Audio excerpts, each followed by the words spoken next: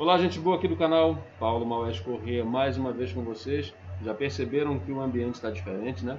Eu estou aqui no terraço, na casa onde mora meu amigo João Brito, que tem cada história para contar, gente. Ele é, digamos, o titular, ou como é que a gente chama, João? O zelador. Não, eu estou falando da dinastia de guardiões da memória do Cemitério da Soledade. E aí a gente vai bater um papo, a nossa pauta é exatamente essa. Ele vai partilhar um pouquinho dessa experiência que não é só dele, é uma experiência da família dele. Quantas décadas, João? 8 décadas e meia, Paulo. Meu irmão, gente, a história aqui não acaba mais, então a gente vai dar uma garimpada. O João não vai gastar todo esse arsenal no primeiro momento, né? Vamos fazer por capítulos, né, João? Com certeza, tem muita história para contar. Então, gente, esse é o nosso assunto. É um assunto urgente no momento a gente discutir a respeito do Cemitério da Soledade, né, no sentido de valorizar, divulgar a importância desse espaço como um espaço de cultura e de memória e de história para a nossa cidade, para a nossa região, para o nosso país. Então, João, queria te agradecer, meu irmão, por teres arranjado um espacinho aí na tua agenda para a gente bater esse papo, para a gente partilhar essas tuas experiências. Recentemente eu fiz um vídeo com a Keila Luz, e aí a repercussão foi muito positiva e tenho certeza que esse nosso vídeo aqui vai ter uma repercussão muito maior por conta da experiência, da vivência que tem no cemitério. Então, meu irmão, sim, lembrando, pessoal, aproveitar para se inscrever aí no canal, deixar like, comentário, quem tiver história também para... Muito importante. Se tiver uma experiência assim que queira partilhar, pode colocar Paulo, aí. eu tenho certeza da grande maioria que está assistindo e vai assistir, tem uma espécie teve encontro comigo, porque para quem entra no cemitério, o lado esquerdo ficava a barraca da minha avó, e geralmente as pessoas iam lá buscar informações e começavam perguntando, questionando, e começava um papo gostoso de 40, 50 minutos ou até 2 horas. Você que teve algum momento comigo, comente aí, curta a nossa página, chame mais amigos aí, venha para cá. Legal, João. João, vamos dar todo o serviço, gente. Hoje em dia o João é professor, ele é cronista, né? Os textos dele que eu já li, eu já classifiquei de imediato, ele é cronista, e Crônicas do Cemitério, acho que são assim a especialidade dele, né? Então, esse nosso bate-papo vai ser assim uma crônica, né, falada do que ele vivenciou, do que ele experienciou lá. E aí a gente começa, vamos começar pelo primeiro, né? Pelo grande patriarca ou matriarca. Quem foi que começou essa tradição, João, de trabalhar no Cemitério da Soledade? Meu avô, cemitério, né? Eurico dos Santos Brito. Meu avô, ele era funcionário do Soledade, da prefeitura, na época SEMAD, Secretaria de Administração. Ele era uma espécie de severino da secretaria. E a SEMAD com a SEAD ficava dentro do Soledade, né? Lá dentro, ao lado da igrejinha, ficava lá as secretarias. E meu avô, ele foi designado para ir para lá. E durante a semana meu avô fazia inúmeras atividades, já que não se enterrava mais. E dia de segunda-feira ele começou a perceber uma certa movimentação no Soledade e não tinha nenhum vendedor. E como ele entrava de madrugada, na época entrava às 4 horas da manhã e saía cedo, antes das 11 horas, isso há 70 anos mais ou menos atrás, ele disse, sai do meu trabalho, eu vou começar a botar uma banquinha de venda aqui. E foi. Com isso chamou-se outros vendedores, outras pessoas. Veio o Branco, veio a Dona Lúcia, veio a Dona Dilma, que recentemente escreveu uma crônica sobre ela, veio o seu Macedo, veio o seu Noronha, e foram, né? Aí é tanto que chegamos a ter 7 vendedores na porta do Soledade. Para quem sai do cemitério, 3 para o lado direito e 4 para o lado esquerdo, né? 3 vendedores indo para Gentil e 4 indo para Conselheiros. E foi indo. Aí meu avô ficou 34 anos nessa atividade. Teve que interromper em virtude do seu falecimento, que já foi há muito tempo atrás, mais de 40 anos. Não é? E depois veio a minha avó. Minha avó sumiu no lugar dele. Depois da minha avó veio minha mãe, meus tios, né? Alguns netos. E por último fui eu. Né? Eu que apaguei a luz dessa dinastia familiar. Eu me lembro até o dia que eu entrei lá. Foi, João? Oxi! Então, diz aí pro povo, meu irmão. Foi na segunda-feira de junho de 1996. Eu me lembro porque nesse dia, eu tinha 6 anos. Em 96 a gente podia andar de ônibus tranquilamente em Belém. Eu andava em Belém sozinho, com 6 anos de idade. Diferente de hoje, que a violência está de uma forma assustadora, né? A urbanidade deu lugar à atrocidade, ao desrespeito com o outro. Né? Naquela época, não é tanto tempo assim, né? Mas eu andava em Belém. E eu pedi para minha avó, poxa, eu quero ir pro cemitério, quero ir pro cemitério, quero ir pro cemitério, quero ir pro cemitério. A minha avó teve 14 filhos, Dona Júlia, né? Dos 14 filhos tem 60 e poucos netos, tem tantos bisnetos, já nasceu tataranetos agora, né? E com isso, como eu sou muito ligado à minha avó, ela disse, bom, vai chegar o momento de você ir. E chegou o momento. Né? Teu presente antecipado de 6 anos sem soledade. E eu fui em boa primeira vista. Eu fui, Paulo. Eu fui. Só que o primeiro dia do cemitério não me traz boas recordações. Hoje eu acho graça, mas na época foi meio traumático. Traumático porque o Diácono Brito, que até hoje se encontra lá, ele gostou demais de mim porque eu falava muito. Até hoje eu falo demais, converso demais. Hoje aprendi a ouvir mais as pessoas. Isso me faz com que eu aprenda muito. E eu me lembro que era por volta de 4h30 da tarde. Né? Ele disse, bora lanchar? Eu disse, vamos. Aí, Dona Júlia, só deixa o neto comprar uma Fanta laranja, daquelas de vidro, de 1 litro. Ele disse, tudo bem, ele sai andando tudo por aí. Aí ele me deu na época R$1, daquele beija-flor, R$1. Da nota verde. Nota verdinha. Era 75 centavos, 1 litro. Olha tempo, gente, milênio passado, viu? Não é tanto tempo assim, né? E aí eu fui na mercearia do Seu Manuel, do Português. Quem tem mais de 25 anos vai saber o que eu estou dizendo. Ali na Munduro Cusco, a Cezedeiro, de esquina da praça, havia uma mercearia ali. Era a tua época, Paulo? Como é que a gente chamava, João? No canto, vai lá no canto, vai lá no canto. E eu fui lá. Era 2 quarteirões. Era São Manuel, um senhor super gente fina. Né? Hoje agora tem uma loja de artigos de vidro e tal. E eu fui lá. No retorno, ao entrar no cemitério, o cemitério nas laterais, no centro, nas laterais, antes de chegar aos mausoléus, tem uma espécie de corredorzinho e de vala. E era um murinho.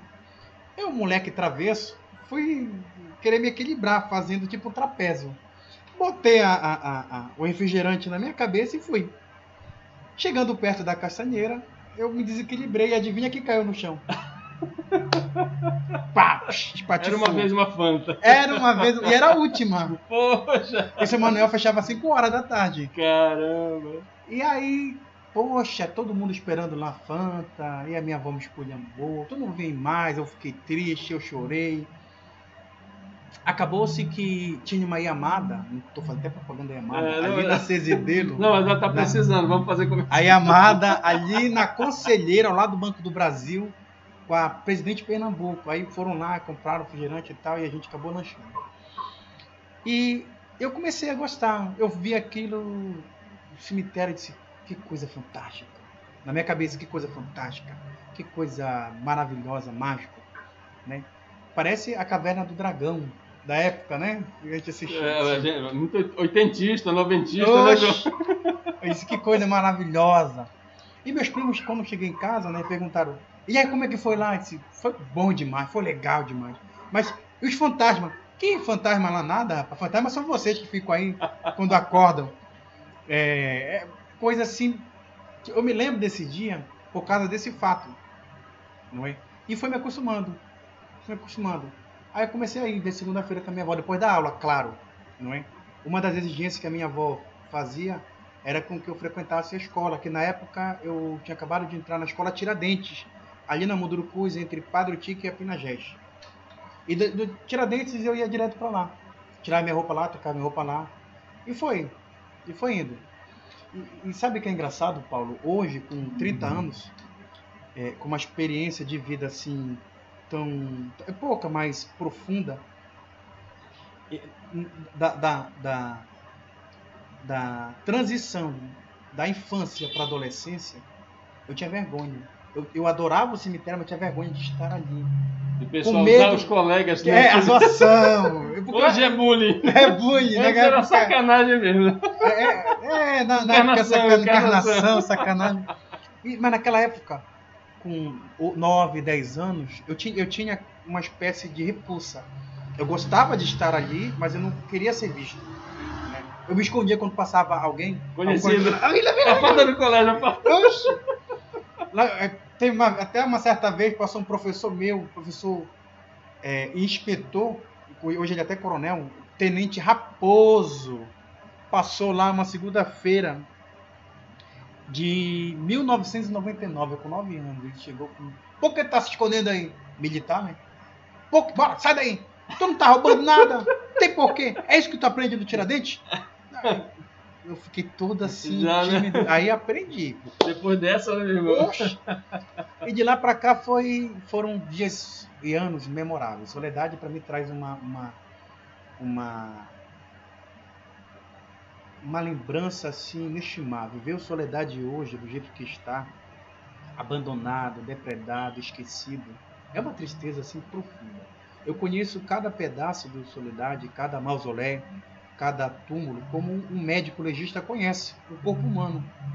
Porque eu brincava ali no Soledade. Né? Mas a partir quintal, né, João? Tem o quintal praticamente. Era um quintal.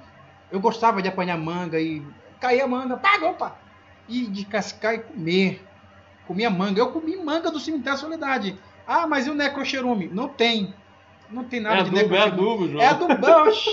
Ô, João, eu moro perto do cemitério de Santa Isabel, meu irmão. Então ali também eu ia pegar uma lá, mas nunca me fez mal. Do cemitério de Santa Isabel não tenho coragem não, porque ainda faz velórios e enterros.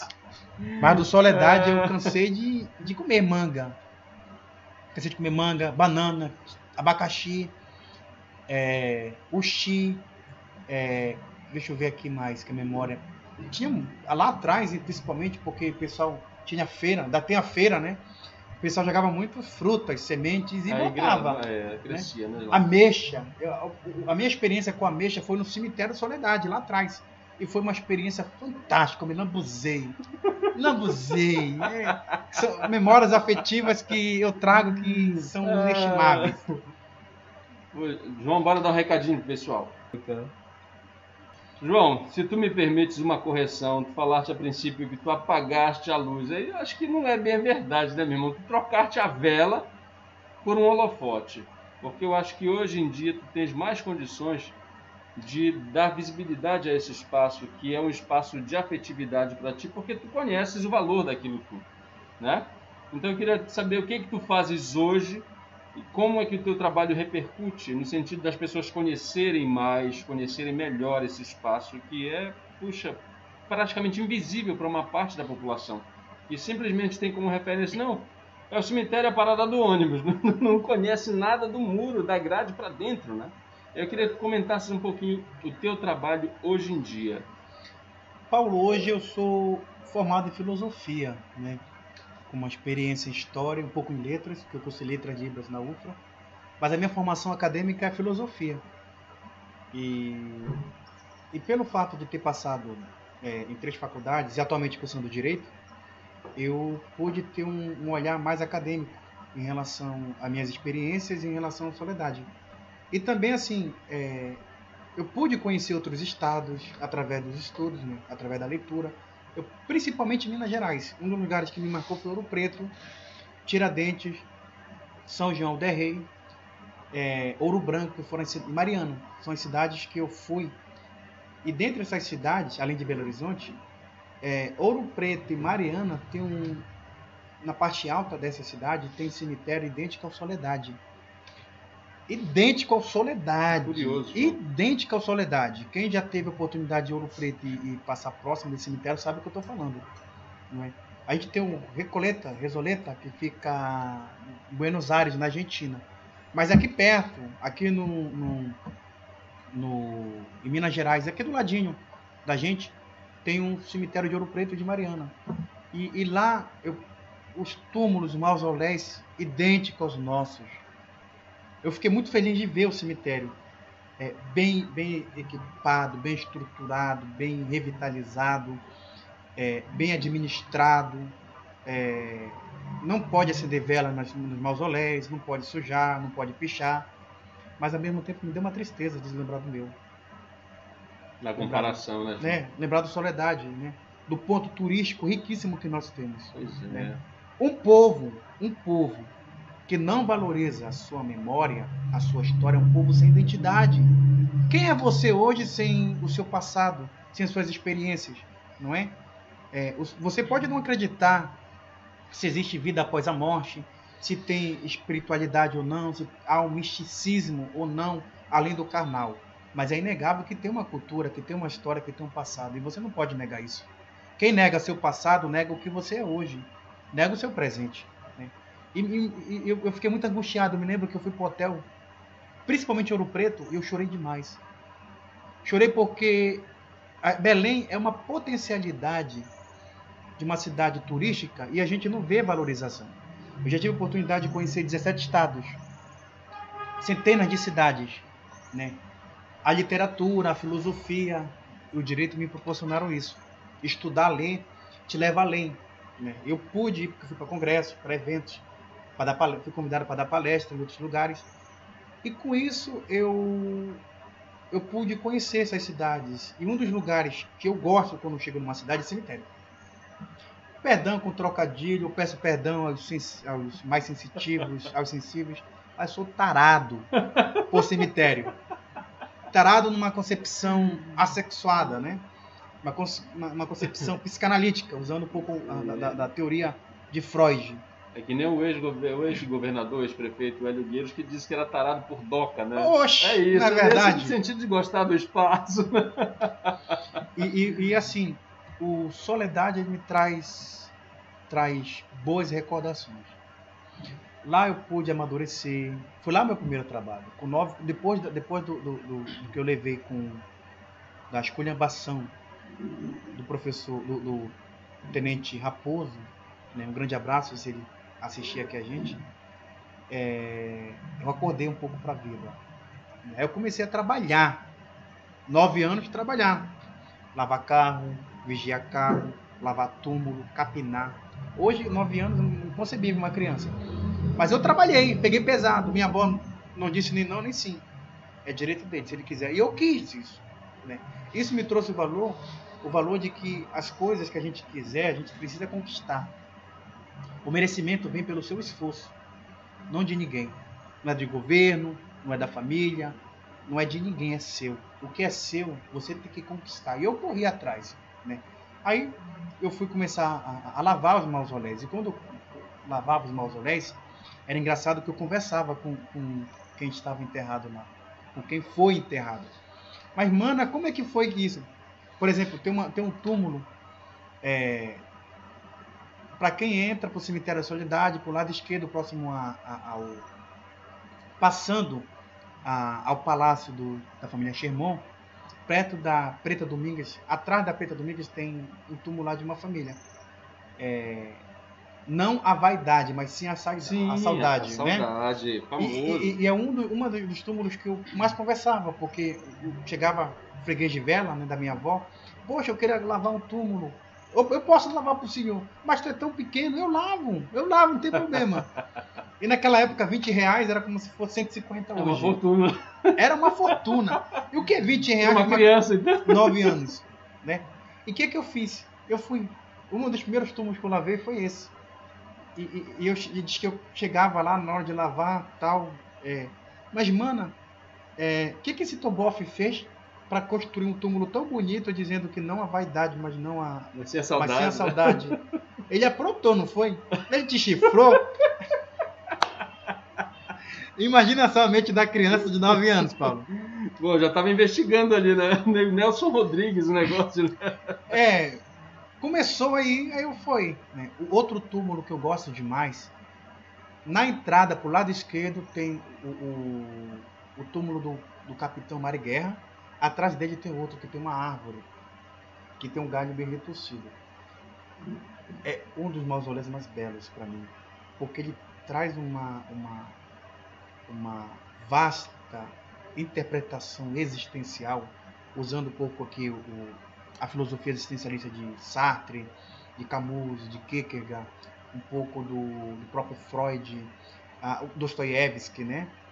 E isso me fez impactar e repensar a minha vida. Isso com já mais jovens, já leitor e mais com senso crítico mais apurado, me fez enxergar a beleza daquele mausoléu. Tem tantos, tem centenas ali que são maravilhosos. Né? E eu dormi muito no Cemitério da Soledade, Paulo. Dormi demais Soledade. Né? Meu tio, na época, era funcionário da prefeitura. E dia de domingo eu dizia, poxa, a gente tinha que abrir cedo o cemitério, né? Passei 4 horas da manhã de casa. Fica ruim, vou dormir pra lá. Eu dormia no cemitério. E a gente via de vez em quando os góticos pulando, né? Embriagados, com seus cantinas da serra no braço, com as suas garotas do outro. Eu cansei de atrapalhar namoro lá dentro. Cansei de atrapalhar namoro. Cansei de perguntar, pô, cabra, aqui não é motel. Né? Tua garota não merece um lugar desse aqui. Não, mas ela gosta do sobrenatural. Ela gosta disso aqui, cara. Vem participar. Não quero não. Aqui é um lugar santo que eu respeito, né?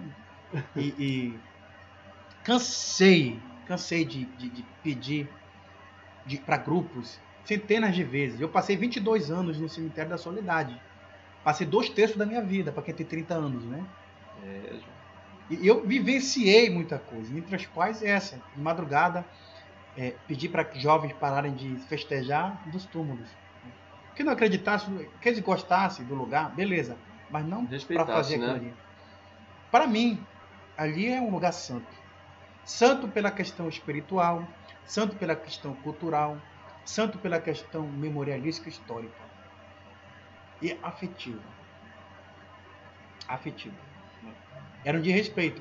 Eu tive até uma namorada um tempo atrás, uns anos atrás, que quando eu apresentei o Soledade, ela veio uma loucura de um fetiche de querer namorar lá dentro. Eu terminei com ela, Paulo, na hora. Tu acredita?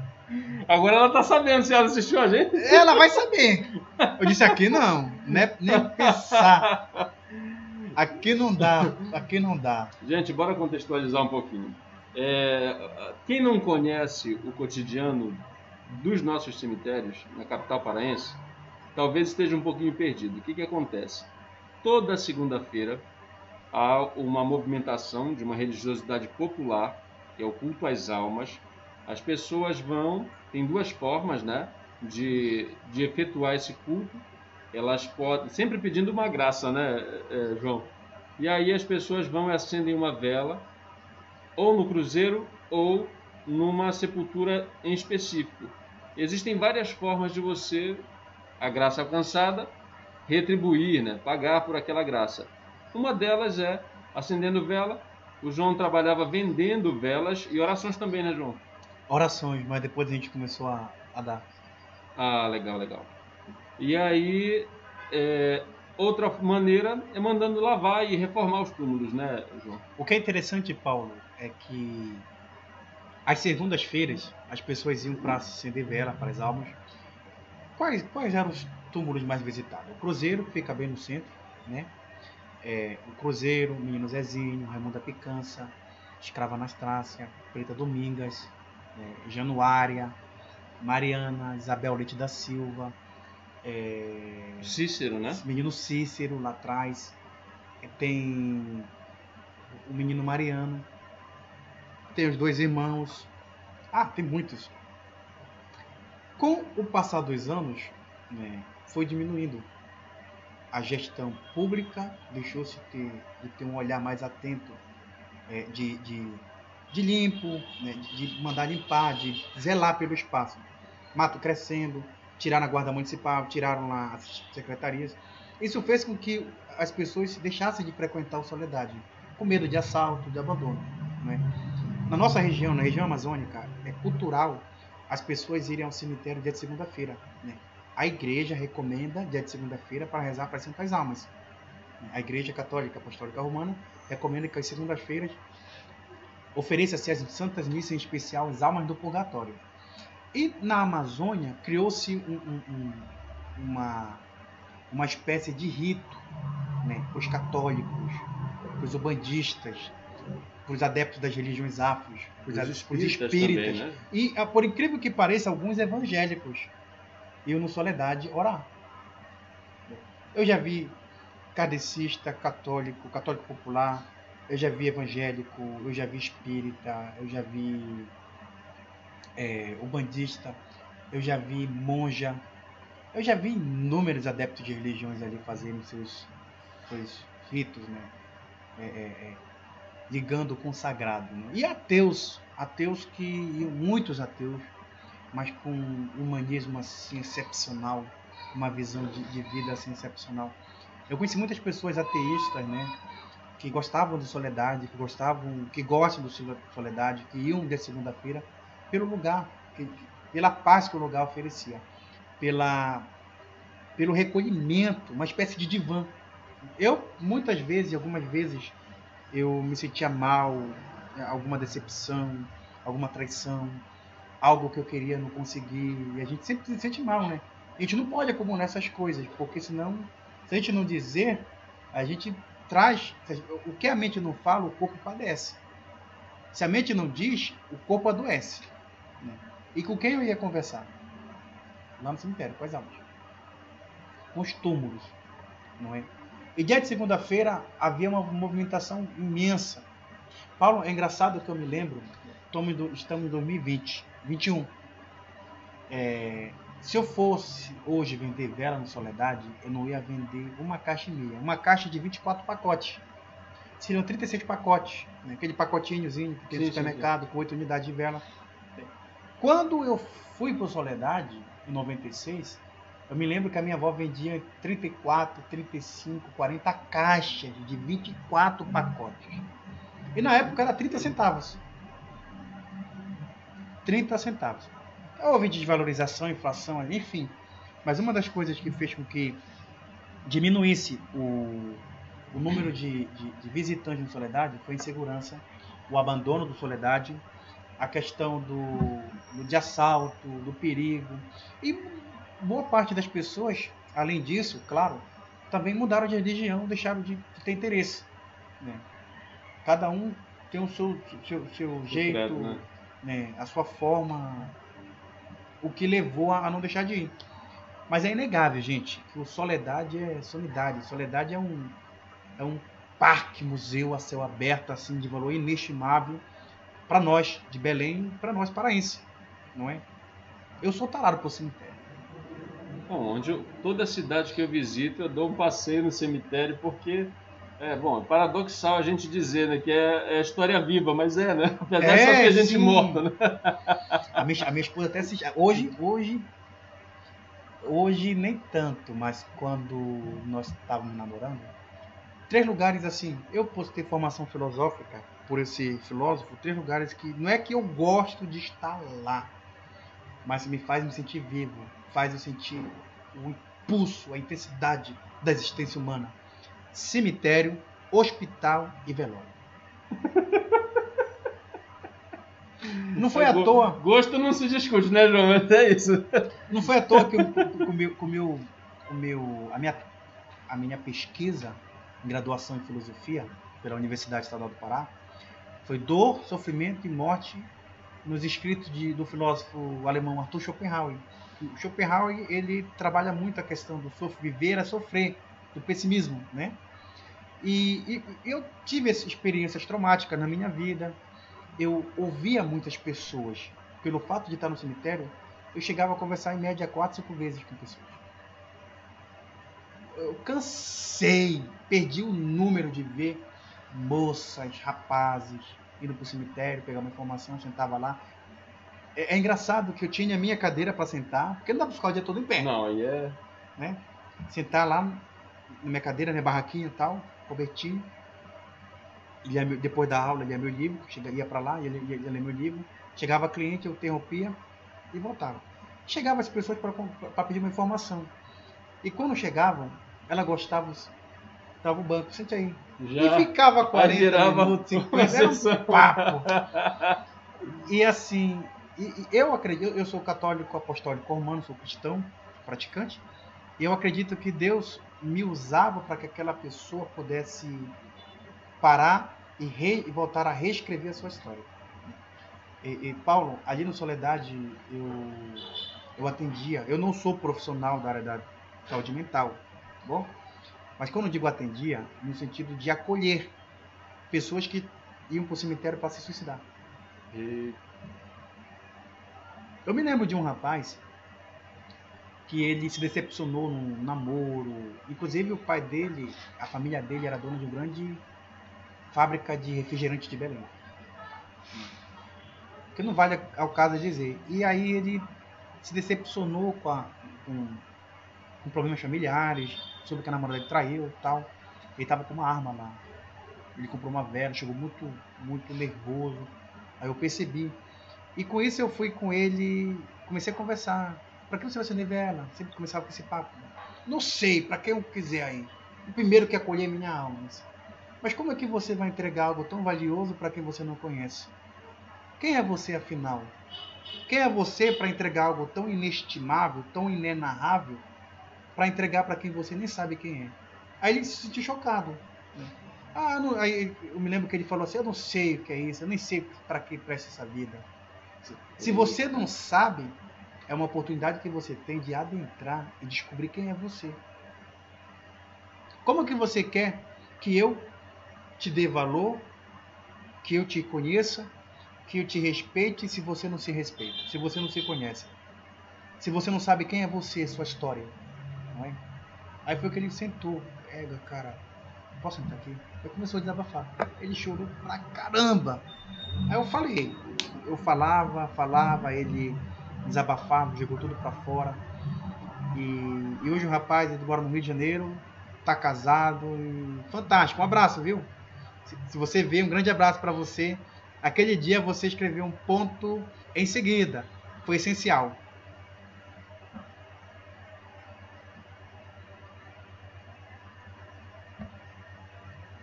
Olha, gente, vocês perceberam aí, né, que deu uma modificada aqui no ambiente, porque a gente se distraiu aqui falando e o tempo foi passando, a noite foi caindo. Então, a gente veio para um lugar mais iluminado, mas a despeito da maior luz, agora nós vamos falar daqueles assuntos mais sombrios, né, João? Oxe, o que não falta é assunto.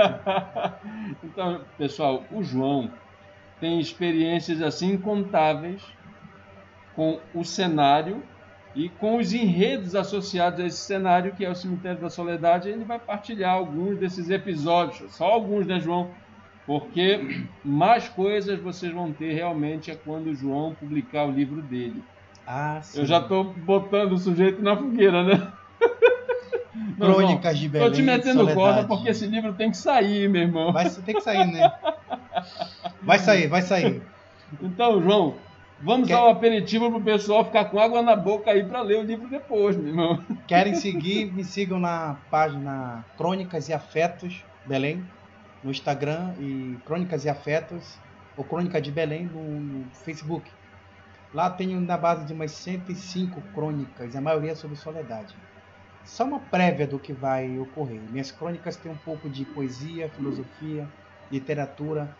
Não é cansativo, é algo que eu gostaria de ler. Eu escrevo algo que eu gostaria de ler e da forma que uma boa parte das pessoas que gostam de ler possam se interessar. Não, a leitura é gostosa, João, o estilo leve. E aí o João sabe jogar com a curiosidade do leitor. Isso é uma virtude imensa para quem escreve. E aí, gente, eu vou deixar na descrição do vídeo os contatos, todos os contatos do João, para você que quer conhecer um pouquinho mais do trabalho dele, tenho certeza que vai adorar. E agora vamos lá, João, para esse papo das assombrações, das visagens. Falando em leitura, Paulo, tu sabes que um dos momentos que eu mais adorava no Soledade era ler. E certa vez, eu me lembro que eu estava lendo Apologia de Sócrates.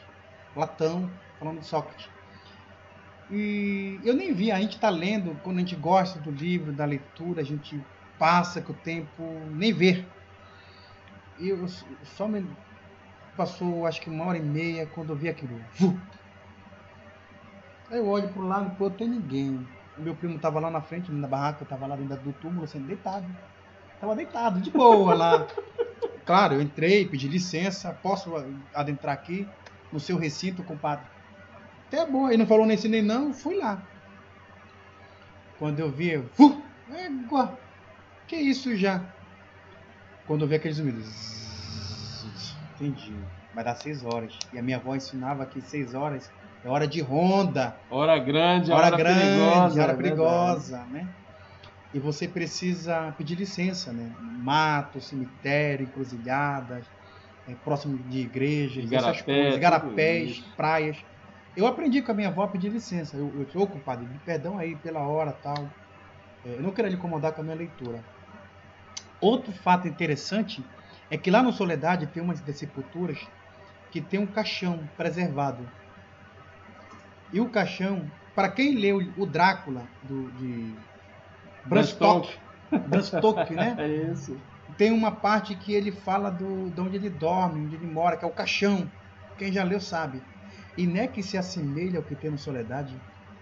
Eu espero que quando for revitalizado esse caixão fique intacto, porque se mexer nesse caixão eu vou pra porrada. Aí vai dar confusão, Eu vou pra porrada. Eu não sei quem dormiu nele eternamente, não sei se foi homem, se foi mulher, se foi traído, se não foi. Mas se mexer naquele caixãozinho, que muitas vezes eu chegava lá e disse, ô compadre, vai levar porrada. Olha, João, eu acho que uma forma de evitar esse atrito todo é que o pessoal que vai... Olha, felizmente, já nos chegou aí a notícia de que vai haver uma verdadeira força-tarefa estadual, municipal, para cuidar... E federal pelo IFAM também. Pois é, também o IFAM, né? Para cuidar do Soledade. Então, gente, eu não conheço ninguém que tenha um conhecimento tão detalhado e preciso do Soledade como é o caso do João. Então bota esse homem nessa comitiva, gente, porque senão vai dar bronca. Se eles ouviram que eu já vivenciei lá, vão ficar de cabelo em pé. Ei, João, mas tu é filósofo. Como é que tu pode acreditar na existência de Deus, na existência de espiritualidade, de espírito, de almas? Eu digo para meus amigos que são ateístas assim.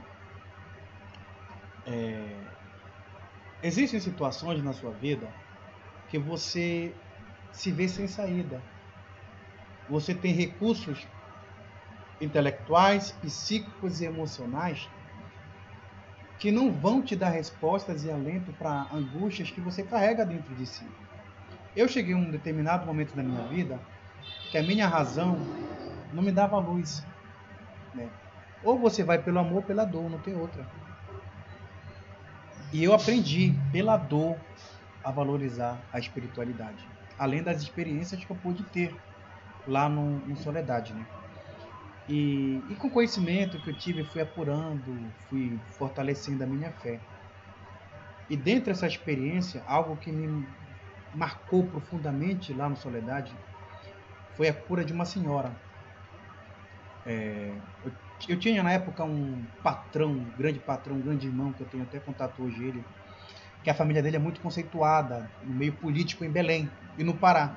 O irmão dele já foi deputado, já foi vereador, já foi prefeito de uma determinada cidade do Marajó, e ele também já foi vereador, uma família muito... A mãe dele já foi conceituada também, né? E uma das irmãs dele adquiriu câncer de sangue, leucemia. Eles têm muito dinheiro. Eles fizeram tratamento no Albert Einstein e os médicos, os melhores médicos do Brasil estão lá, né? Albert Einstein, em São Paulo, tal. Gastaram aproximadamente R$1 milhão no tratamento dela e não teve cura. Aí eles retornaram de lá de São Paulo. Eu me lembro que o fulano, né, eu vou chamar ele de Saci. O seu Saci. Não que ele tenha semelhança com o Saci, né? Mas ele foi atrevido como o Saci. Foi muito atrevido no dia. Eles chegaram em Belém numa quinta-feira, família devastada, porque era uma das filhas mais queridas, né, da família. E ele era devoto das almas. Na segunda-feira ele foi lá comigo, chorou. E pensa só, um homem nos seus altos de 50 anos, muito conceituado politicamente, financeiramente estável, viaja 2 vezes ao ano para outros países. E chegar numa fase da vida em que a sua irmã não tem saída, né? E que seu dinheiro, seu conhecimento não resolveram. Chorou e desabafou. Eu não tenho outra saída, João, a não ser que eu possa pedir auxílio. Vou pedir auxílio para as almas. Eu disse assim para ele: eu nunca vi as almas interceder algo em relação a isso. Na época, isso foi em 2007 para 2008, eu tinha 17 anos.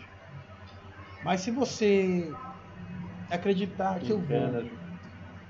O Paulo, o homem entrou da porta do cemitério até o cruzeiro de joelho, chorando. O cara engravatado. Isso em final de agosto, perto do Ciro, de 2007. Ele entrou e eu vi aquela cena. Eu fiquei olhando. Na época eu disse assim: esse cara é muito doido. Mas só entende o que ele passou, só entende o que ele fez a quem vai na corda do Ciro, por exemplo, aquele que precisa de uma resposta, que não vê resposta em nada e vê um único canal de esperança, uma única feixe de luz. Há uma luz no final do túnel, digamos assim. E ele entrou, o Saci entrou de joelho da porta do cemitério até o cruzeiro. Aquele homem se ajoelhou, chorou. Eu nunca vi um homem chorar tanto na vida que aquele homem. Ele chorou, ele comprou um pacote de vela que na época era R$1,30, né? Era R$1,30. Ele chorou, acendeu 7 unidades de vela, porque eu interessei pela situação. Depois ele se levantou, foi lá pro menino Zezinho, que é próximo à porta, para quem entra por Soledade, é perto do lado direito. E se ajoelhou e pediu também. Pediu. Ele saiu do cemitério mais leve. Ele disse assim: eu vou deixar de vir pro cemitério. Eu vou voltar dentro de meses e eu vou te encomendar 200 pacotes de vela para minha irmã curada. Eu dentro disse assim: coitado. Eu na época, eu desdenhei da fé dele. Eu disse: coitado. Mas Paulo, 8 meses e meio depois, na base de março, abril, maio, ia chegando a época do almoço das mães. Eu vi aquele homem com a irmã dele, de maio. Na primeira segunda-feira de maio de 2008, eu vi a irmã dele entrando no cemitério. Ele com a irmã dele. O cara, eu não falei? Deixa eu te dar um abraço. Me dá um abraço, ele chorou, eu não entendi. Eu vi aquela moça com poucos cabelinhos e tal. Me dá 200 pacotes de vela aí. Eu não tenho tudo isso aqui. Te vira. Aí eu me virei, né? Tinha que vender, tinha que ganhar meu ganha-pão. Aí eu aí eu vi a luz. Eu não acredito. Ele foi, entrou de joelho com ela, acendeu a vela, demorou. E depois ele saiu. Aquele cara aí... Cara, eu tenho um agrado pra ti, porque tu me deu um apoio. Essa é minha irmã, que a gente foi desenganada pelos médicos e tá aqui ela curada, 100%. Eu disse: mas como? Aí ele me explicou, né, que depois que ele saiu do cemitério, ele foi pra casa dele. Um amigo da família dele, na quarta-feira, depois de ter ido do cemitério, na segunda-feira, ligou pra ele e disse: olha, tem um médico que é especialista nisso, em Boston, no hospital Hopkins, Estados Unidos. Eles não pensaram 2 vezes. Foram pesquisar o médico e foram para lá. Na semana o médico descobriu. E aí começou o tratamento. E esse amigo estava afastado deles havia anos. E do nada apareceu. Olha, João. Do nada. Chega aparecendo perguntando pela fulana. Isso assim entendeu. Foi intercessão das santas almas. Que história, João. Paulo, essa situação me deixou chocado, que quando eu lembro me emociono. Né? Emociono pela fé daquele homem, a forma que aquele homem entrou, né? Ver aquele homem na televisão, aquele político conceituado, né? Respeitado em Belém, porque tem um trabalho sério, e de joelho, pedindo intercessão das almas, foi algo assim surreal. Surreal. E a irmã dele está vivíssima até hoje. Poxa, que história, João, que história. João, histórias assombrosas assim, porque, por exemplo, o meu amigo Genésio Gomes, até falei isso no outro vídeo que eu fiz com a Keila, lançou um livro agora tratando de fantasmas de delegacia. E sim. aí, meu irmão, tem uma história lá, uma determinada história que um taxista vai parar na delegacia porque ele conduziu uma família e deixou lá no Soledade, o pessoal entrou e desapareceu. E alguém lá de perto disse, olha, isso aí é comum. São as almas de antigos zeladores que continuam fazendo o trabalho. Hoje, falar em zelador, tem que falar do espirro. Ah, então manda bala aí. Do espirro, rapaz. Espirro era um caboclinho de 1,50 m, né? Ele, magrinho, cabeçudo, filho de cearense, né? Perdão, cearense, né? Mas cabeçudo, fumava um cigarro atrás do outro e bebia café. E ele andava ligeiro, tipo, correndo, praticamente correndo. E era um cara que era apaixonado pelo cemitério, por zelar pelo cemitério, né? O espirro morreu no cemitério da Soledade. Então ele morreu lá. E quando morreu, eu não pude ir pro velório. Né? Tanto quanto a dona Dilma também, que apareceu no cemitério lá para se despedir de mim. Que já vou contar. Eita. O espirro, ele não gostava muito de mim porque eu chamava para ele de cachaceiro. De manguaça. Né? Ô, moleque, tu me respeita! Tu me respeita! Dona Júlia, bota jeito desse moleque! Eu disse, ele era cachaceiro, ele, no outro dia que bebia café, fumava e tal. Quando ele morreu, eu senti um pouco pena dele. Eu pensei, só comigo eu pensei, pô, tomara que lá tenha cachaça para ele, porque vai sentir falta. Né? E aí passou-se quase uma semana da morte dele, chegou uma segunda-feira. Né? Ele morreu em 98. 98 ele morreu. 8 anos de idade, o que o moleque vai saber? O moleque quer fazer travessura, né? Rapaz, a gente guardava nossas barracas lá dentro. Não era mais à frente, era bem lá dentro.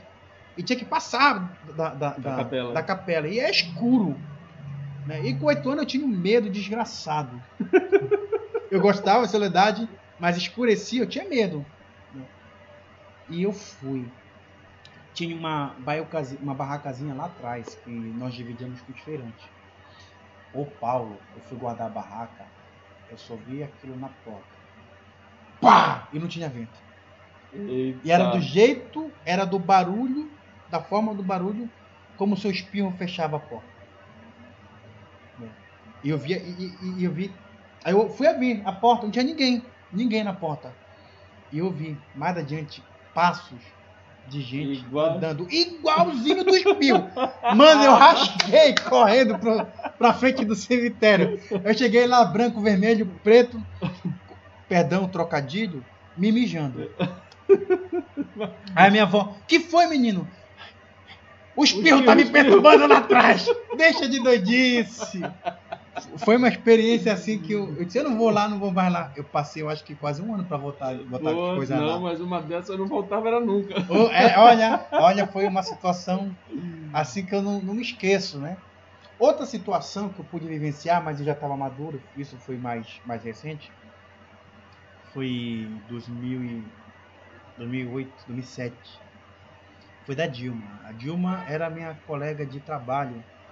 Você entra no cemitério da Soledade, pro lado esquerdo tinha a barraca da minha avó, a primeira, bem na entrada, né? Da dona Júlia. Depois tinha da Dilma, depois tinha Dilma com o seu Geraldo, depois tinha do seu Noronha, né? E depois do seu Paulo. Éramos 4 pro lado esquerdo, 3 pro lado direito. E a Dilma era uma espécie de mãe, né? Na época era semi-analfabeta e eu sempre incentivava ela a estudar, a ler. Porque quando chega uma época que a gente gosta de ler, a gente é viciado. Sim, não, E eu sou viciado em leituras, né? Leituras, documentários, vídeos como esse aqui do Paulo. Eu sou viciado, né? História de assombrações. Olha, João, vamos torcer para os teus fãs assistirem a gente, né? Olha, gente, não deixar de colocar um recado aí pro João, né? Um abraço. Pois é, né? Bora interagir, compartilhe com os amigos no Facebook, no Instagram, no WhatsApp. Hoje tudo é fácil com a tecnologia, internet. Todo mundo tem um celular. Um celularzinho simples assim, a gente pode fazer rápido que esse vídeo possa viralizar. O pessoal pode fofocar também. Avisa aí pro vizinho do lado, não tem história não. Avisa aí.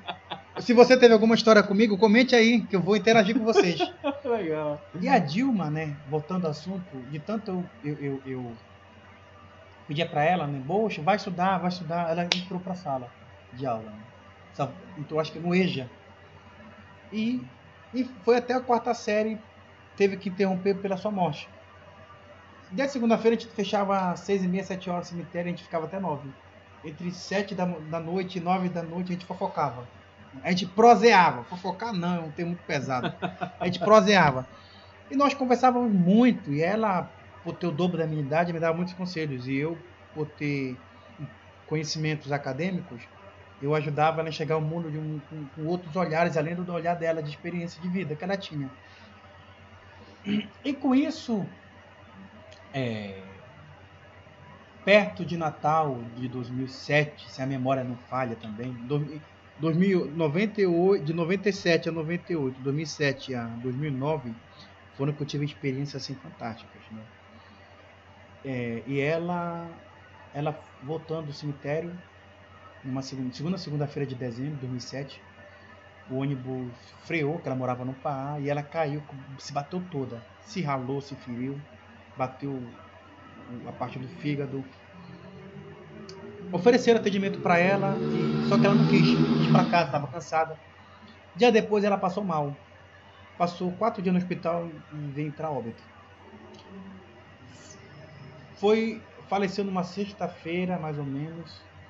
Questão de tempo, assim, de dias. Do baque, do acidente, para ela falecer. Uma sexta-feira foi enterrada. No sábado teve toda aquela situação de tirar do IML, que é muito enjoado tirar, muito chato, toda a burocracia. E no domingo foi o enterro dela, né? E eu não pude ir, eu fiquei muito triste, né? Mas de casa eu rezei bastante, porque na segunda-feira era véspera de Natal. Aí eu pude ir no cemitério, acendi uma vela na hora do intervalo do meu trabalho e eu pude rezar por ela, né? E eu chorei bastante. Poxa, eu não pude ir com você, não pude visitar você, né? Você foi assim de uma forma inesperada, você não disse nem até logo, até breve. Mas peço a Deus que possa iluminar o seu caminho. Passou. E a Dilma era evangélica, né, da Universal. O Geraldo também, o esposo dela, até hoje está lá, vendo vela, também é evangélico. Na hora da gente, no momento da gente se despedir, parte de dentro, por volta de 8 horas da noite, a gente sente aquele vento gelado. Eu, de boa. Aí quando eu vi mais forte, aí ele, tu viste? Eu disse, o quê? Um negócio passando aqui perto da gente, ele me chamando a atenção. Eu disse, não. Depois eu vi, pro lado do Zezinho. Ele, olha ali. Aí eu olhei assim, era a silhueta dela. E ele dizendo assim, eu não acredito que eu tô vendo isso. Isso não pode ser obra do capeta. Eu disse, calma, te acalma, vamos ver o que é. Quando eu olhei mais perto, próximo do menino Zezinho, era Dilma, com a roupa que tinha sido enterrada. E estava sorrindo. Vamos lá até lá. Eu não, vamos lá até lá. Eu peguei na mão dele e nós fomos até lá. Fosse perto dela, ela estava lá. Era ela. Eita, João. Era ela. Aqui, meu irmão. Tá doido? Cara, ela foi se despedir de mim. Pô, mas que história, cara. Ela foi se despedir de mim e assim, eu não senti medo porque eu não pude ir no velório dela, né? Mas ela foi lá se despedir de mim. Depois ela foi para trás do Zezinho e sumiu. Eu me lembro disso, cara, desculpa, mas é uma situação... Não, eu imagino. Uma situação assim que eu agradeço a Deus pela oportunidade que Ele deu dela ter aparecido lá pra mim, porque eu não fui. Ela foi uma mãe pra mim ali no cemitério. Coisas da vida, plantações de horta, essas coisas que ela fazia na casa dela, ela me ensinou. E o marido dela acredita hoje que foi ela, né? Cara, mas Dentro das que história, experiências, João, que história, meu irmão, que história. foi uma das experiências assim, mais fortes que eu pude ter. Né? E eu tenho muita história para contar. Mas essa foi uma das que mais impactou. Dona Águeda, que trabalhou lá, Seu Noronha, que também trabalhou lá. Assim, pessoas que quando eu cheguei lá já eram de idade, né? Eu pude vivenciar uns anos com eles, né? E a gente, quer queira, quer não, por mais que a gente vá por uma hora ali num dia, ganha uma espécie de intimidade, Cria criam-se laços, laços, né, quer queira, quer não. Isso. Aí tem aniversário, aniversário, vem. Eu ia pro aniversário da Dona Dilma, ela ia pro da vovó, pro meu. E quando se vai amigos, a gente sente. E eu senti claro. na época. E essa foi uma experiência assim que muita gente não acredita. Né? Pouco importa. O que importa é o que eu vivenciei. E foi uma experiência mais fantástica que eu pude vivenciar, né, ali. E foi algo assim surreal. Porque o marido dela, né, é obreiro, é evangélico. E eu falei, a igreja dele é universal, que é chato pra caramba. Com respeito, mas é chato em relação a esse tema. E ele disse, era minha esposa, ela veio se despedir de você. Caramba, João, que história, meu irmão, que história. Vou contar outra história. Mais outra, por causa do tempo. Eu tinha 19 anos. Isso foi agora, recente, 2009. 2009. Eu tinha 19 anos. Eu tinha uma baita dor de dente no meu siso. E eu tava com uma dor assim terrível. Eu tinha tomado tanto analgésico que nada dessa dor passar. Aí eu fui lá no Cruzeiro e disse, poxa, me deu uma luz, algum médico, algum espírita médico, dentista, me deu uma luz. E eu fui descansar lá atrás. Rapaz, não é que eu senti uma espécie de uma leve dor de cabeça que te dá sono? Eu fui lá e eu tive dor de cabeça, pá, apaguei. Eu senti alguém chegando, mas eu não pude abrir meus olhos. Alguém chegando com uma maleta, né? Aplicando uma espécie de injetável e mexendo no meu dente. Eu acordei e passou. Eu não pude abrir os olhos. Mas alguém veio, chegou a mim, né? Foi minha oração que foi atendida. Uma espécie de cirurgia espiritual. Né?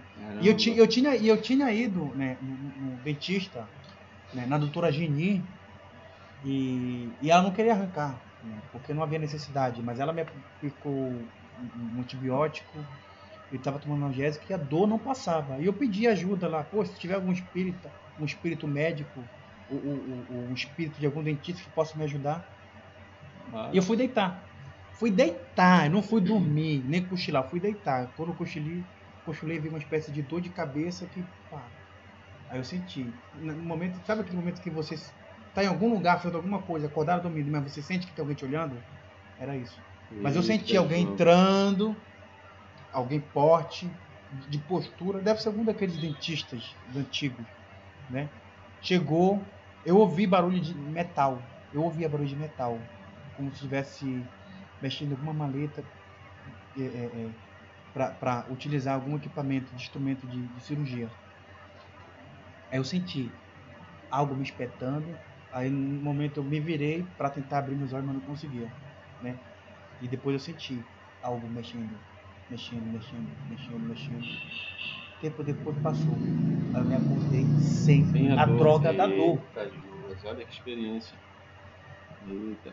João, essas experiências são muito curiosas. E assim, tu tens algum relato de coisas assim assustadoras? Essa daí acho que é uma experiência que não chega a ser assustadora, mas surpreendente, né, João? Até porque tens ali uma vivência do dia a dia e tudo mais, uma intimidade com o assunto. Então, digamos que tu és uma pessoa preparada para lidar com esse tipo de situação. Mas aconteceu algum registro de, sei lá, ligado a outras pessoas que realmente tenham sido um negócio assim apavorante? Já, já. Já. Um grupo de jovens, sempre vai jovens, né? Ele lá perto do Soledade tem várias escolas, José Veríssimo, Santa Maria, o Ideal, Físicas. Tem várias escolas. Os jovens, eu tô no intervalo, ou sai da escola mais cedo. Ah, bora entrar, legal! Olha! Bora ver se tem alguma visagem aí e tal. Não sabe o que tô mexendo. Não sabe o que tá mexendo. Numa dessas, 3 moças, né, percebia-se que eram moças bem nascidas. Olha, cemitério. Aí uma delas, não, eu entrar no cemitério. Não fui nem no velório da minha avó falando, lá perto, eu tô na porta. Não é que eu sou fofoqueiro, mas dá pra escutar. Tudo. Né? E aí eu fiquei observando. Elas vão entrar, mas estão com medo. Né? Bora entrar, bora ver se encontra algum espírito de alguma mulher aí. Porque de homem, basta esses machos escrotos que estão perto da gente. Aí eu falei, só comigo, eu disse, vão aprontar. Estão procurando. Não sabe o que vão ter. Elas entraram. Isso era por volta de 5 horas da tarde. Estava escurecendo já. Hora santa. Chega às 6 horas. Presta atenção onde tu tá, viu? Hein? As caboclinhas entraram. Passou-se em torno de uns 15 minutos, 20 minutos. Uma delas vem correndo lá de trás. Ai, moça, me ajuda. O que aconteceu? A minha amiga desmaiou. Ela viu uma mulher lá atrás, no túmulo. Mas como? Vocês não pediram para chamar uma mulher? Ela foi atender vocês. Para de graça, moça, atende, por favor. A moça desesperada. Eita. Aí eu fui lá, né? Porque sempre fica na barraca de cada, ficava sempre na barraca da nossa família, sempre fica 2 pessoas. Fui lá para trás tem um túmulo que é macabro. Quem for no cemitério e não tem medo, depois da capela tem um corredorzinho que ele faz isso aqui, ó. Sim. Vai. Lá perto da mexilha. Colocam as barracas, né? Isso, mas a barraca fica pro lado esquerdo, o túmulo fica pro lado direito. Ele fica de frente, o túmulo fica assim. Tipo uma espécie de castelo, mas ele é escuro. E tem um buraco. Elas chegaram lá perto, né, e viram a Misha. Olha, legal, ficaram curiosas. Aí a menina que fez graça dizia assim, mas e aquela mulher, cadê a mulher? Tem nenhuma mulher aqui para nos atender, né? Fazendo graça. Gente, tá no cemitério, tá na igreja. Respeito, né? Respeito. Porque uma hora tu vai levar. E elas levaram. A dita cuja que fez graça foi chegar perto do túmulo. Ela não viu, mas saiu por trás do túmulo. Uma das pessoas que está enterrada lá. E pegou no ombro dela. O que a senhora deseja? Mas respeito aonde a senhora pisa. A menina só desmaiou. Caramba, nem teve força para correr. Desmaiou. Eu fui lá ver. Ela tava, a pressão dela baixa, o cabelo dela tava todo sujo, né? Se sujou porque lá é uma espécie de lama. Sim, é lameado, né? Então eu acho que tu já foi lá. Sim, a parte de trás é diferente da parte da frente, né? Era onde eram sepultados os pobres, né, João? Também Sim. ainda tem essa, né? Um outro papo, né? Tem muito escravo lá enterrado. Eu já vi barulho de corrente lá dentro da... Mas isso é outra hora. Isso é para outro papo, né? Né, tio? Aqui não tem fim, né? Muitos barulhos, né? Sério? De socorro, eu já vi de corrente lá dentro por trás da igreja, nas casinhas que a gente tinha cozinha, tinha uma antessala, que a gente fazia nossas refeições, eu descansava. Muito barulho, né? Principalmente meio-dia e 6 horas da tarde. De que correntes mexendo, né? Me lembro do poema do Castro Alves, né? Navio Negreiro. Navio Negreiro, verdade. Mas enfim, voltando ao assunto, esse daí eu conto outra hora, né?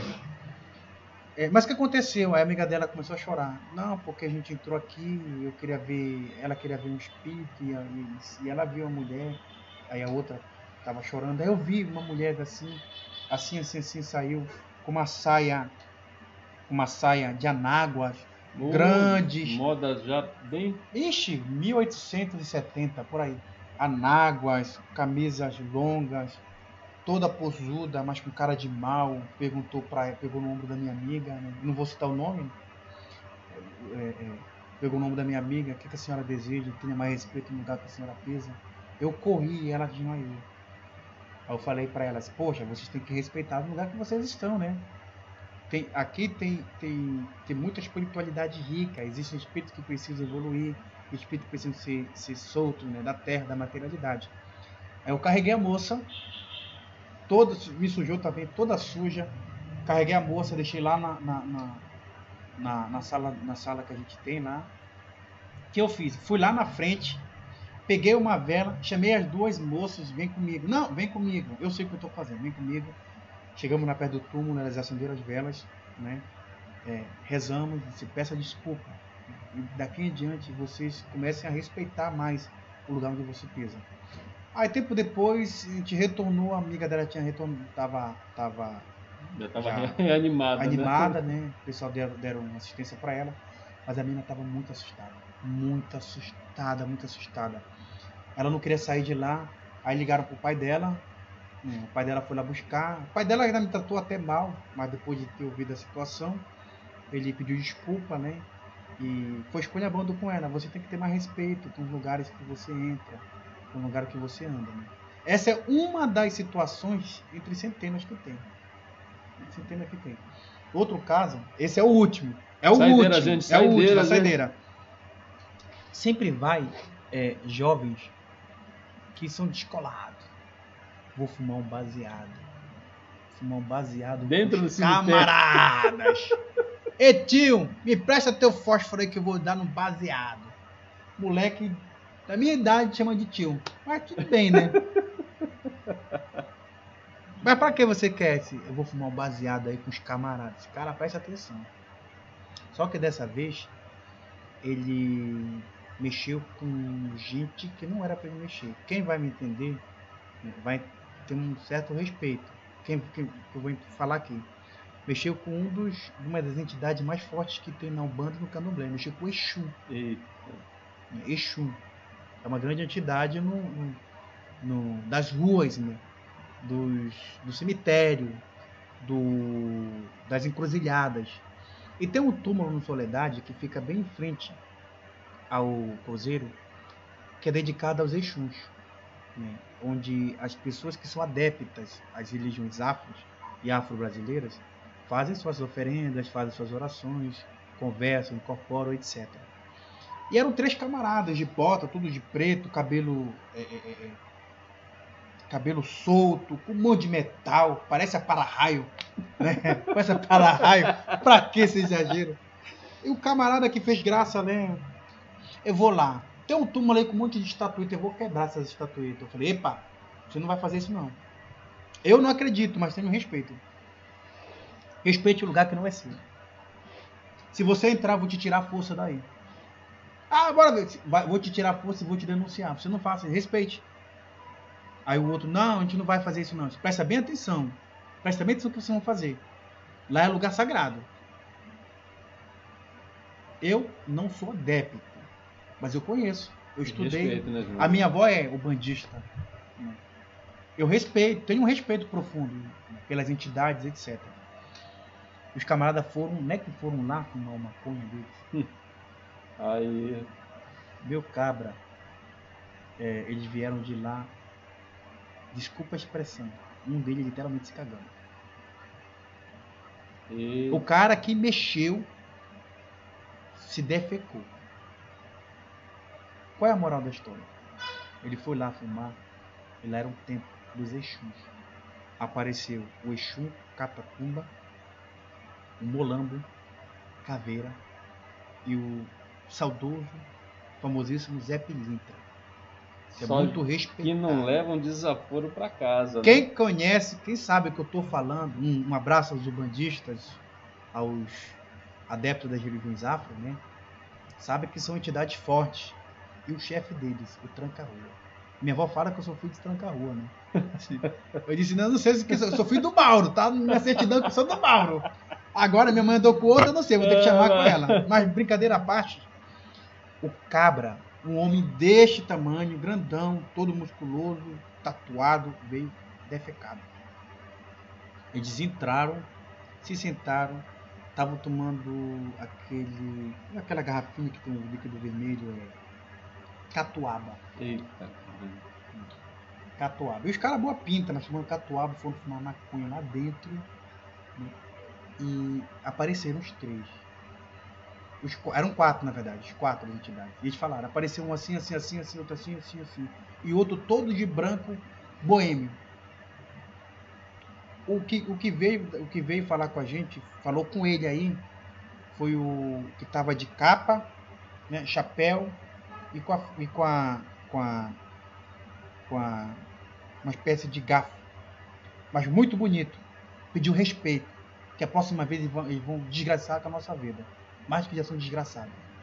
E o que estava todo boêmio, todo de paletó, de smoke branco e vermelho, falou que a próxima vez vai jogar a gente debaixo de um carro. Ele disse, vocês têm que respeitar o lugar sagrado. Eu já vi lá no Soledade o Tranca-Rua, né? E já vi o Zé Pedita. Os demais, o Molambo e o Caveira, pelo que a minha avó conta e outros amigos que são bandistas me contam. Mas eu já vi eles lá. O Tranca-Rua e o Zé Pedita, né? O que eu fiz? Volta todo mundo lá. Não vou. O cara lá estava defecado, estava tudo errado. Mas pudera, né? Todo errado, né? Eu disse, cabra, tu tá num lugar, num templo sagrado, velho. Tu tem que ter mais respeito pela coisa sagrada. Bora acender uma vela lá para as entidades lá. Aí, dos 3, só um foi comigo lá. E a gente foi lá, acendi uma vela branca, bati palma, pedi licença, pedi desculpa por eles. Por mais que eu não acredite, né? Pedi para que eles perdoassem esses cabras que eu não conheço. Né? E foi. Sabe que passou uma semana, uma freguesa minha, que é o bandista, a mãe de Santos, chegou comigo e disse, olha, o José Pedita mandou um abraço para você, gosta muito de ti. Né? José Pedita perdoou aqueles camaradas que queriam... Insultaram lá, né? Não foi insultar, queriam anarquizar com o templo deles. José tem uma admiração. O teu pai Exu Tranca-Rua, mandou um abraço para você. Tá sempre contigo, viu? Gosta de admira a tua coragem. Você é um homem de cabra, você é um homem de fibra. Você é um homem que vai pra porrada, que não tem medo, né?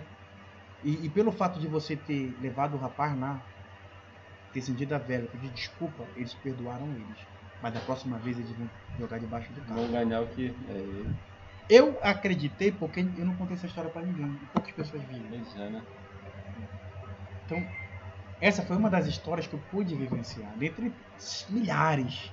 Poxa, 2 décadas e 2 anos, 2 décadas e 2 unidades de ano é muita coisa. É muito tempo, João. E essa foi a experiência que eu pude vivenciar, né?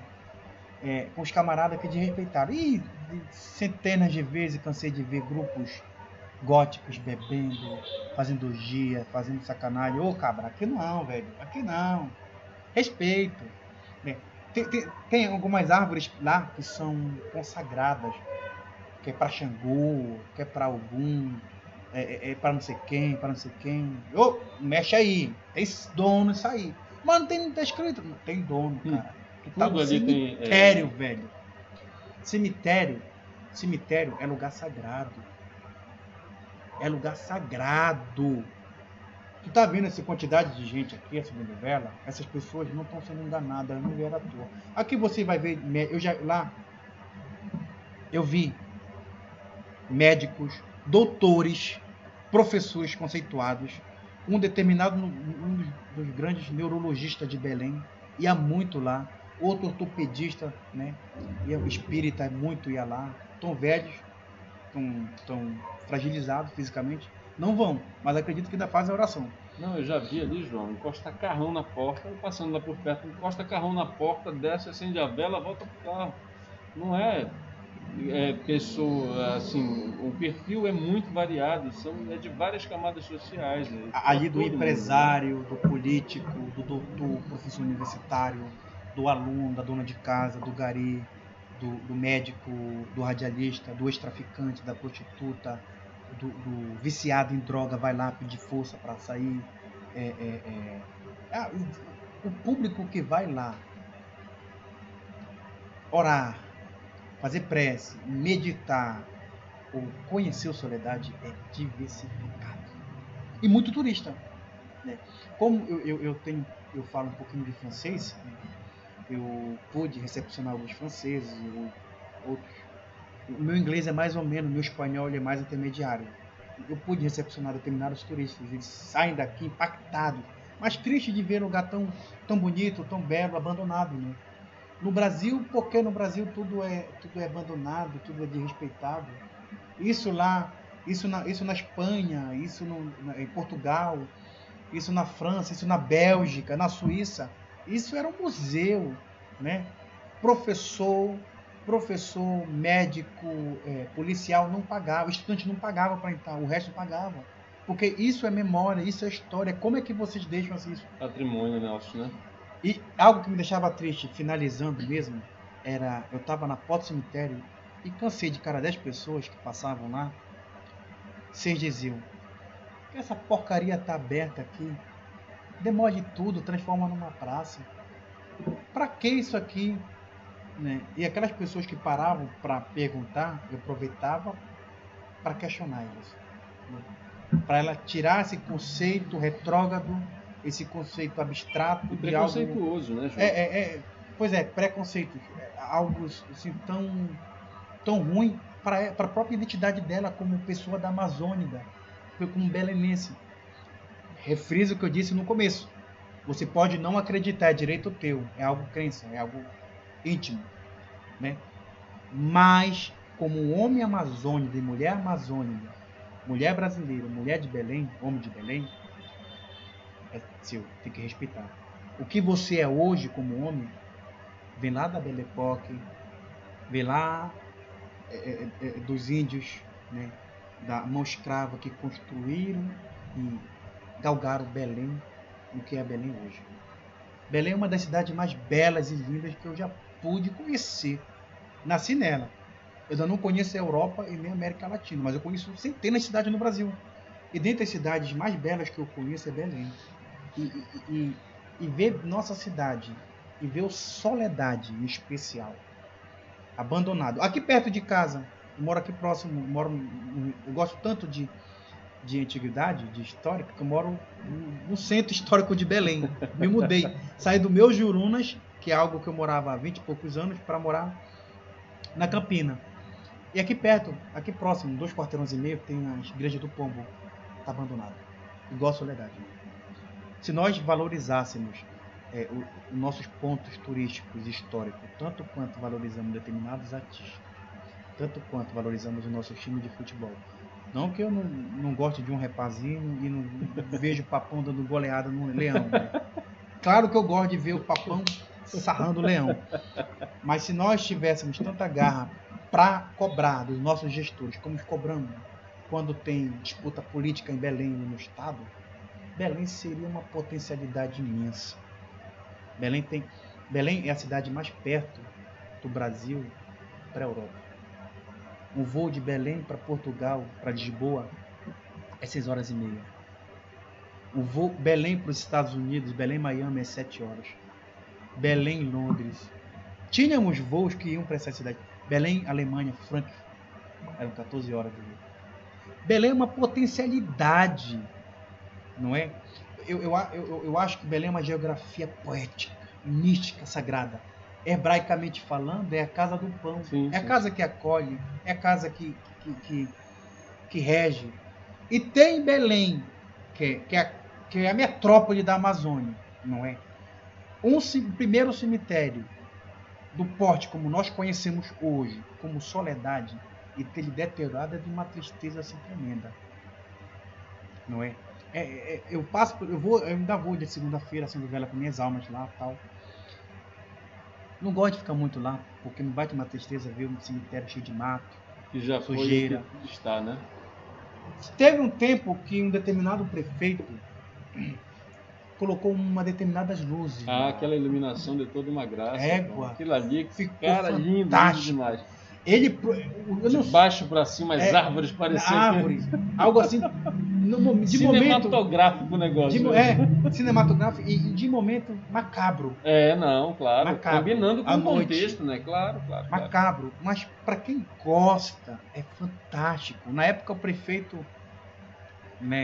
tá até, inclusive, foi caçado, tá, cadeira de rodas. está pagando pelo que fez. Investiu, dizem que investiu tantos milhões, mas não investiu nem milhares ali, em Soledade. As almas estão cobrando, né? Algo sagrado não mexe. Tá pagando pelo que ele fez. Dinheiro que ele desviou não está cuidando nada da saúde dele, porque não tem condições. Não tem mais jeito. Mas o que ele fez ali, né, é algo de se notar, foi algo grandioso. Um dos poucos, no tempo que eu lá estive, que teve cuidado. O atual prefeito também, na época, tentou dar uma... quando no primeiro mandato dele, ele tentou dar uma revitalizada. E agora parece que vai sair um projeto do parque, que é um projeto do Parque das Cidades, da época do governo Dilma, né? Eu acho que é da Dilma. Parque das Cidades tem verbas federais pelo IFAM, verba estadual pela Secult, pela Funbel, pela Prefeitura. Parece-me que agora o Cemitério Soledade vai se transformar num parque, da forma como nós merecemos, como o cemitério merece. Belém tem mais de 400 anos, já está no rol das cidades centenárias, históricas do mundo. Uma cidade que já recebeu prêmios da Unesco, com a melhor gastronomia da Amazônia, do mundo. E ter um cemitério, um museu, como o Cemitério da Soledade, do jeito que está, é uma forma de tristeza profunda. Né? Eu vou escrever um livro, ou vários livros, contando as experiências que eu pude viver, as experiências que eu pude vivenciar. Esse foi um pouquinho... Só um aperitivo, né, João? Né? Do que eu pude vivenciar no Soledade. Né? Soledade, para mim, mais do que trabalho, do que momento de lazer, de ganha-pão, ganha muito dinheiro no Soledade.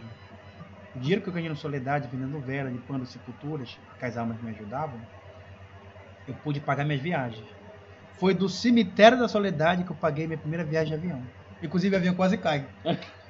Isso é outra história. Nunca mais viajei. As almas te ajudaram nessa hora, João. Bora pra cá. Gostavam tanto de mim que queriam que eu fosse logo, né? Mas não, pera lá. Papai do Céu disse, alguém intercedeu. Nossa Senhora estava lá com o manto sagrado dela. Né? E o Soledade, eu tenho um afeto por ele pela obra artística, né? Grande parte neoclássica, greco-romana, pela obra filosófica, existencial, experimental, que Soledade impacta. Né? A morte sempre me chamou a atenção. O que é a vida se não for a morte? A dualidade, a contradição da existência humana faz com que a gente valorize mais. Você só vai valorizar a saúde quando você tem um câncer, um AVC, um infarto. Só valoriza um prato de comida verdadeiramente aquele que já teve necessidade, que já passou fome. Né? Quem já passou pela fome sabe o que é isso. Aquele que sentiu vontade de poder degustar algo e não tinha condições, e hoje, quando conseguiu, sabe o que é. A contradição da existência humana faz com que a vida tenha mais valor. Valorizar o Cemitério da Soledade, não só pelo valor artístico, mas pela existência humana, nós precisamos valorizar o nosso cemitério. Porque uma das poucas certezas que a gente tem é o cemitério. É o cemitério. É o destino de todo mundo. Eu sempre falo com minha esposa, nós conversamos bastante, né? O amor, quando eu morrer, e até brinco com ela, quando eu morrer, não permita que no meu velório, vocês gostam de velórios atuais, modernos. Eu quero igual dos antigos. Nada de café. Na época era café. Eu quero chocolate. Chocolate, que vão lá prestar homenagem. Aquela florzinha amarela, que eu acho que é cravo de defunto que fede, eu não quero. Quero rosas brancas. Tem que ter dominó, João. Tem que ter dominó. Dominó, baralho. E eu quero todo mundo social. Tudo bem que no Belém não dá pra... Não dá, mas a Belle Époque já passou. Poxa! Eu imagino assim, os velórios daquela época. Rapaz, devia ser um negócio assim de parar... Perto da capela do Soledade havia um sino que parece que está no Ministério Público. Me parece. E tinha um Cristo de madeira, que era centenário, parece que também está no Ministério Público. Alô, IFAM, preste atenção. Esse crucifixo, né? De madeira centenário, né? É igual a obra do Aleijadinho em Minas, que é valorizado. E fica em algumas cidades na rua. Eu me lembro desse crucifixo extremamente lindo, né? Traço bem feito. Não sei quem fez, né? Mas muito bonito. Entrar na Soledade, batendo o sino, o defunto entrando de paletó e gravata, as mulheres de anágua, né? Caboclo todo enjoado, num sol de 40 graus, quente pra dedéu, suando frio, mas fazendo as últimas homenagens. O Soledade me fez ter essa vontade. Viu? Ofereci champanhe, uma sopa de caranguejo. Credo, vai banquete. Disse, não. É para lembrar da época em que os nossos ancestrais vivenciaram lá no Soledade. Aí ela, mas amor, será que tinha sopa de caranguejo? Se tinha, não tinha. Mas eu quero que seja chique igual. Eu quero que seja chique igual eles. Equivalente.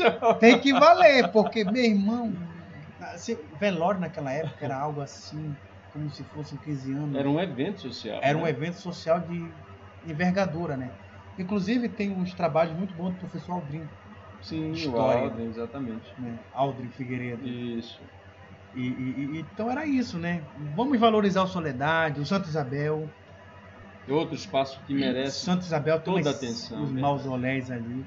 E eu já vivenciei umas experiências místicas ali no Santa Isabel, assim, que olha, outra hora eu conto. Próximo episódio. Mas enfim, minha gente, muito obrigado pelo papo, Paulo, muito obrigado. Ô, João, te agradeço, né? Eu tô aqui muito mais de ouvinte, né? Escutando as coisas. É uma odisseia, né, João? A história que não acaba Paulo, mais. vou ser sincero contigo, eu tentei ser eu mesmo, sem ser aquele João professoral, professor de filosofia. Não, meu irmão, tentei foi ser o máximo fidedigno para as histórias. Eu tentei lembrar os fatos mais marcantes, porque é muita coisa que eu vivenciei. É muita coisa, gente. É horas, olha, João, dias gravando. Aproveitando o trocadilho, o espírito do canal é esse de reunir amigos para bater papo, né? Seleciona um assunto bacana e aí a conversa rola. E foi o que aconteceu aqui. Eu espero que o pessoal de casa tenha gostado. Agradecer o povo que teve fôlego, né, para acompanhar a gente. Olha o papo, a gente perdeu a noção do tempo.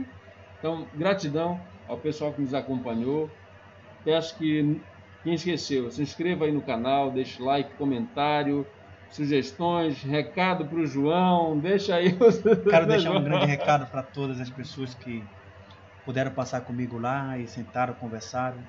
Eu pude indicar centenas e talvez milhares de livros, né, programas, artigos, do que eu pude ouvir, do que eu pude ajudá-los, né. Rapaz, lembrando aqui, uma das experiências mais fantásticas que eu pude ter no Soledade foi o que a minha esposa e a minha enteada fizeram para mim. Há 3 anos atrás eu fiz aniversário, que era numa segunda-feira. Foi o último ano que eu estava lá. E eu não sou muito de comemorar aniversário, sabe? Eu gosto de ir pra missa, de rezar meu terço lá nas almas. E quando cai de segunda-feira é algo fantástico, né? Eu tô com aquilo que eu gosto. Não é que as meninas me aprontaram, compraram bolo, balão, foram festejar comigo lá no Soledade.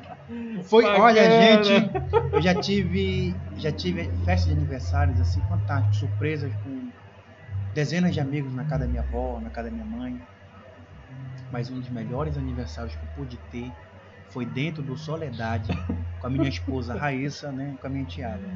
Legal. Elas me proporcionaram algo assim que não tem valor financeiro.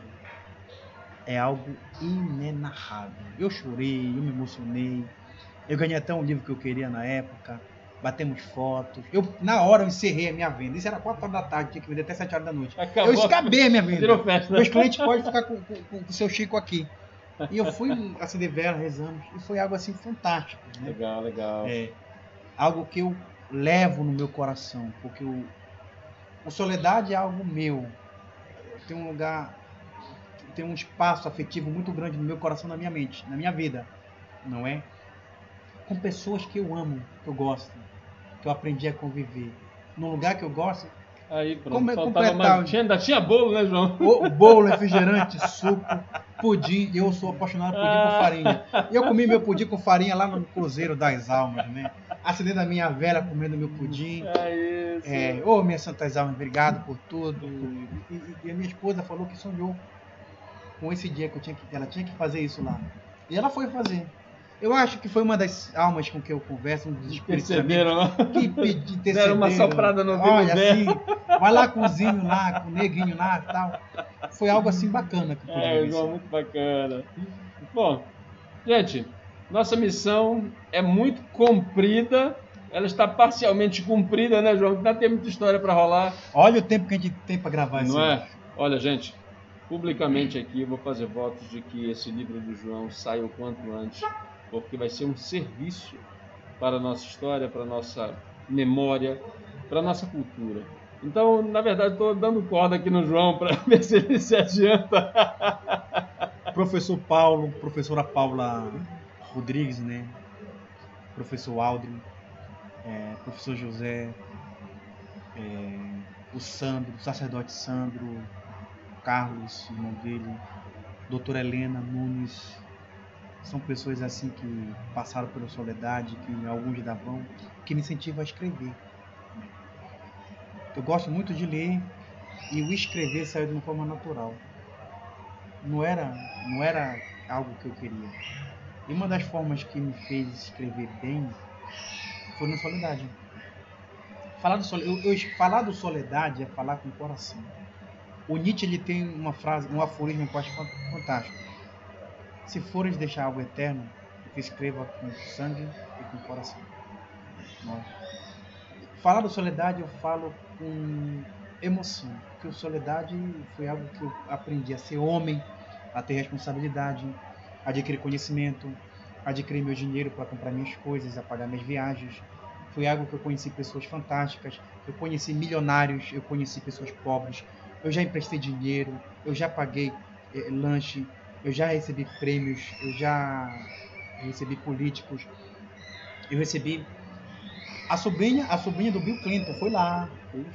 Bill Clinton, em 2006, foi lá no Soledade, veio aqui em Belém, né? E uma das pessoas que recepcionou era conhecida minha, levou no Soledade. Na época a Soledade estava bem limpa. Eu não bati foto porque eu não sou de ficar batendo foto com gente famosa. E todo mundo é normal, né? Mas eu gosto de conversar. E meu inglês na época não estava tão legal, mas ela gostou do que eu falei, e uma das experiências que eu pude ter. Eu conversei com milhares de pessoas. E você que está me vendo agora, que teve a oportunidade de passar no Soledade, na época que eu estava, e conversou comigo, deixa aí um abraço, né? Compartilha esse vídeo. Eu vou quem sabe, começar a escrever meu livro, minhas crônicas, e ajudar o Soledade a ser valorizado, a ser respeitado, não é? Valorizar a nossa história.